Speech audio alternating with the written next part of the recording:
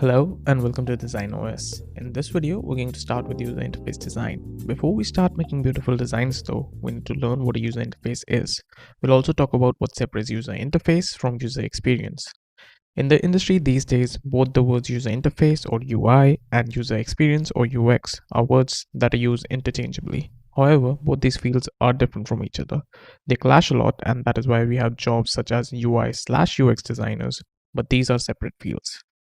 We get most of our information these days from screens. We are constantly interacting with computers, we're constantly interacting with screens. By interacting with these screens, we get used to some conventions like buttons and menus. For example, in any messaging app, if we want to send a message, we type it using the keyboard and then we press the send button. The accessing of information through a screen is done through a medium. This medium is what we refer to as a user interface. Formally, we can define a user interface as the place where interactions between a human and a machine happens. The end goal of a user interface is to allow for effective and efficient operation and control of the machine. The machine can give the users constant feedback that can help aid the decision making of the user. We can take an example of a car to help better understand this definition of user interface. When you step into a driver's seat of a car, you get a few tools you can interact with. You get the steering wheel, you get the gear stick, you get your pedals for accelerating and braking, you get a radio, you get a lot more things. Now, you use the accelerator and the steering wheel to ride the car. You get the feedback on your speedometer to let you know how fast you're going. You can now make a decision to slow down if you see a car in front of you, or you can make a decision to go faster if the road is clear. This is a very simple and everyday example of a user interface.